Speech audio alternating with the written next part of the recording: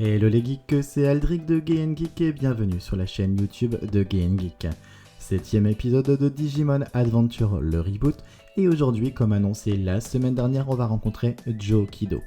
Joe est donc l'un des élus que l'on n'avait pas encore vu, juste aperçu une petite seconde au camp de vacances, et qui sans surprise est arrivé dans le monde digital bien avant, donc sans doute en même temps que Mimi, et qui a eu le temps de rencontrer Gomamon et de passer un peu de temps avec lui.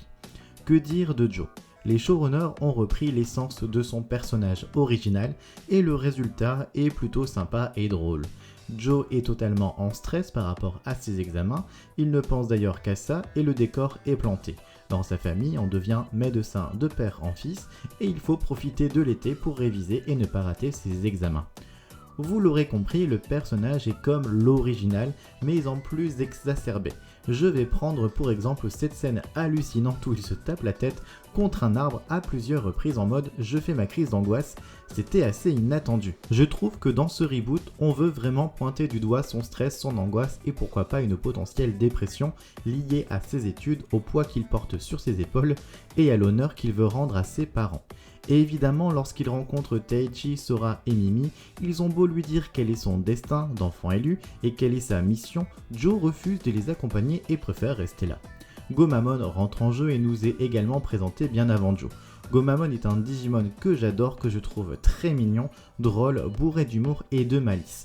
J'ai vraiment retrouvé ce personnage que j'affectionne tant, qui se montre présent pour Joe, qui accepte de lui laisser du temps et qui sait lui être destiné. À l'instar de la relation de Palmon et Mimi, j'entends déjà certains me dire « oui mais leur relation va beaucoup trop vite ». Sauf que, comme nous le soulignent les flashbacks, Joe est arrivé en termes de chronologie il y a plusieurs jours. Il a donc eu le temps de développer ses rapports avec Gomamon. Lorsqu'arrive la menace de Gezomon, le Digimon marin qui empêche le groupe de traverser la mer, Greymon et Togemon se trouvent en difficulté face au monstre et Gomamon a beau utiliser ses Marching Fishes, il n'est pas non plus de taille.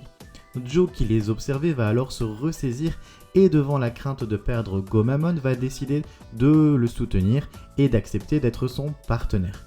À la suite on la voit évidemment venir, c'est ce qui va déclencher l'évolution de Gomamon en Ikkakumon et lui permettre de prendre part au combat et de faire en sorte que l'équipe des élus sorte gagnant de tout ça. Il me semble que Gezomon est un niveau supérieur à celui de Ikkakumon, Togemon et Greymon, ce qui explique donc qu'ils doivent s'allier à 3 Digimon contre lui et je trouve ça plutôt sympa.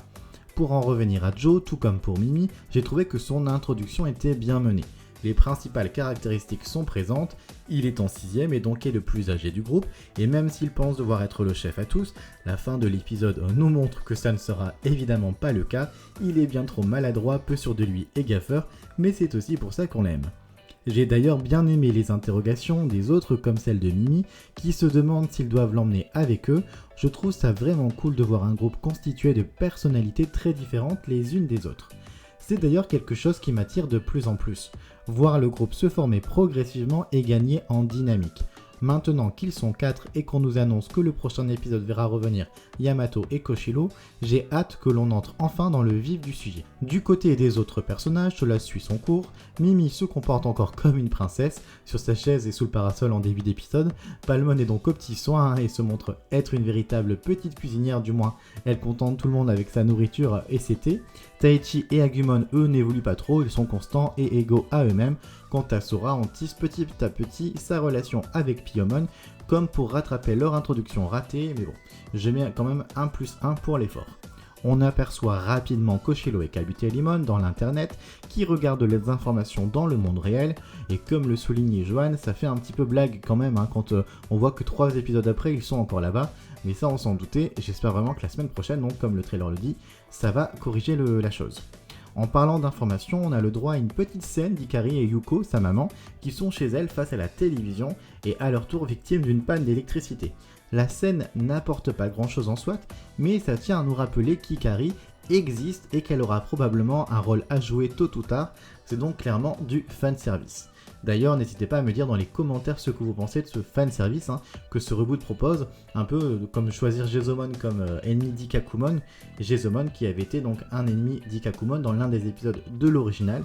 J'avoue que j'aime vraiment pouvoir débattre avec vous, souvent par message privé ou sur les réseaux sociaux pendant des heures, je trouve ça vraiment très instructif et ça permet aussi de développer nos propres théories. Autre reproche que beaucoup ont pu faire, et je les rejoins aussi, c'est l'animation Shinka des Digimon. Birdramon est carrément hors écran, mais lorsqu'ils apparaissent, seul Agumon a le droit à la belle évolution travaillée, les autres ont droit à quelque chose de très rapide et de très bâclé. J'avoue que je n'en comprends pas la raison et le Agumon et le Digimon principal a du mal à tenir pour moi dans une série chorale où chacun des élus est censé être traité avec la même égalité. Joanne a soulevé également une autre interrogation, comment tous les livres de Joe ont-ils pu entrer dans le sac avec lequel il est arrivé dans le monde numérique?